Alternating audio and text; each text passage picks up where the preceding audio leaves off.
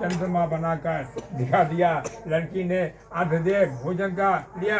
भोजन करते ही उसके पद की हृदयगत बंद हो गई। उसने दुखी को देखकर उसने अन्न जल त्याग दिया और उसी रात में इंद्राणी भूमचरी करने आई। ब्राह्मणी पुत्री ने उससे अपने दुख का कारण पूछा। इंद्राणी ने बताया, तुम्हें चौथ दर्शन और भोजन कर लेने से क्या कष्ट आपको मिला है। तब उसने लड़की ने अंजल बांधने का विनय से इससे मुक्त होने की कोई उपाय हमें बताइए माता जी। एक बार रानी ने कहा, यह तुम्हें विधि पूर्वक अगली करवा चौथ का व्रत करोगी तो तुम्हारे पति पुनः जीवित हो जाएंगे। कन्या की ऐसी बात करने से वचन दिया और उसके पद स्वस्थ हो गए। इस पर उस कन्या ने वर्ष भर में प्रत्येक चतुर्दशी का व्रत किया और अनंत अखंड सुहाग प्राप्त हुआ।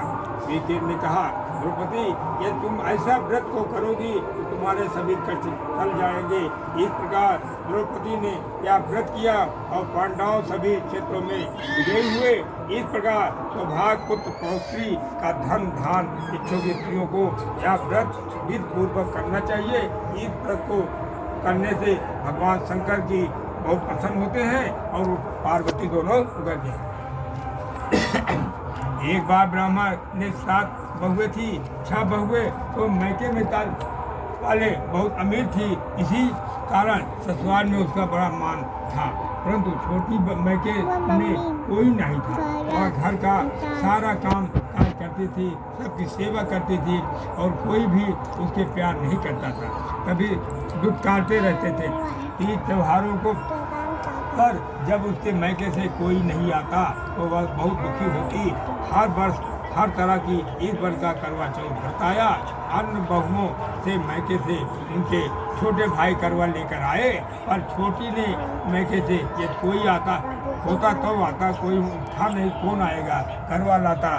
साथ की छोटी को ही खरी खोटी सुना रही थी। वह दुखी होकर घर से निकल पड़ी और जंगल में जाकर रोने लगी। एक नाग बहुत देर तक उसका रोना सुन रहा था। अंत में वह अपने बिल से निकल आया और छोटी बहू से पूछने लगा, बेटी क्या बात है, तुम क्यों रो रही हो। तो छोटी बहू ने बोला, आज करवा चौथ है, मेरा कोई भाई नहीं है। यदि मेरा कोई भाई होता तो मेरे आज जरूर करवा लेकर आता। नाग की छोटी बहू पर दया आ गई। नाग ने कहा, बेटी तुम घर चलो, मैं अभी करवा लेकर आता हूँ। थोड़ी देर में बाद नाग ससुराल पहुँचा। ससुराल वालों ने इतना सामान देकर चकित हो गए कि सास भी प्रसन्न हो गई। सास ने प्रसन्न होकर छोटी बहू को नाग देवता के साथ भेज दिया। नाग देवता ने छोटी बहू को अपना सारा महल दिखाया और कहा, जितने दिन चाहो बहन तुम आराम से रहो, मन चाहा खाओ, मन चाहा पहनो, पर एक बात याद रखना, सामने रखी नाद कभी मत खोलना। छोटी बहू सारा समय महल में आराम से काटती, पर नाद के बारे में उसे उत्सुकता बढ़ती आ जाती। एक दिन जब घर में कोई न था तब उसने नाद को उठाकर देखा तो हजारों छोटे छोटे सांप के बच्चे इधर उधर रेंगने लगे। उसने जल्दी से नाद ढक दिया। जल्दी से एक सांप की पूंछ नाद के नीचे आकर कट गई। सांप को नाग के आने पर छोटी ने अपनी गलती स्वीकार कर ली। नाग ने भी उसे क्षमा कर दिया। जब छोटी ने ससुराल जाने की इच्छा की तो उसने धन रत्न और आदि देकर विदा किया। छोटी के ससुरालों ने अब उसकी बड़ी इज्जत होने लगी। ससुराल में बड़ी इज्जत होने लगी। जिस सांप की पूंछ कटी थी उसने सभी बंडा कहकर तंग करते थे। एक दिन उसने अपनी माँ से पूछा, मेरी पूंछ कैसे कटी। माँ ने कहा, छोटी बहू के नाद उठाने से वह और जल्दी उसने ढाकने से तुम्हारी पूंछ कट गई। वह बोला, मैं छोटी से बदला लूँगा। माँ ने बहुत से समझाने पर उसने एक दिन चुपचाप छोटी से घर जा छुपा और मौका पाकर उसे काटने की सोचने लगा। वहाँ छोटी बहू और उसके साथ में किसी बात पर बहस हो गई रही थी तो छोटी कसम खाकर कह रही थी कि मैंने ऐसा नहीं किया।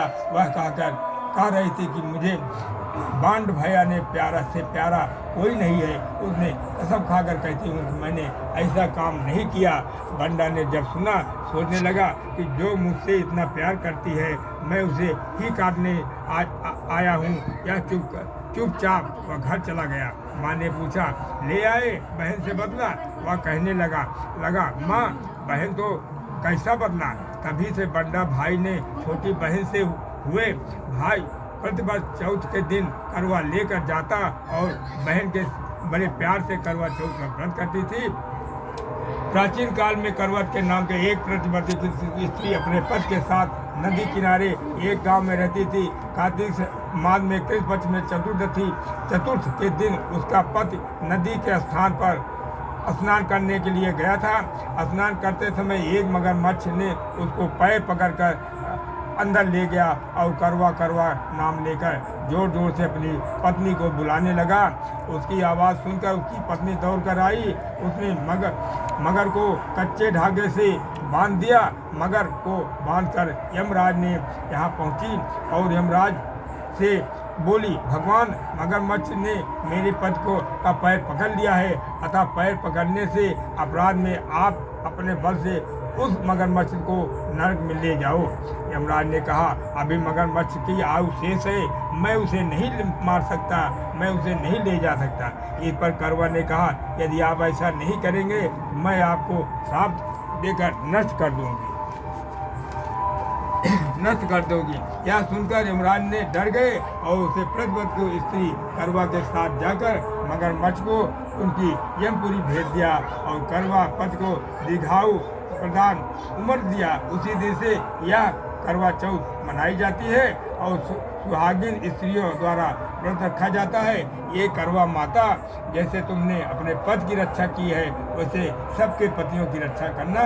शंकर भगवान की जय, माता पार्वती की जय।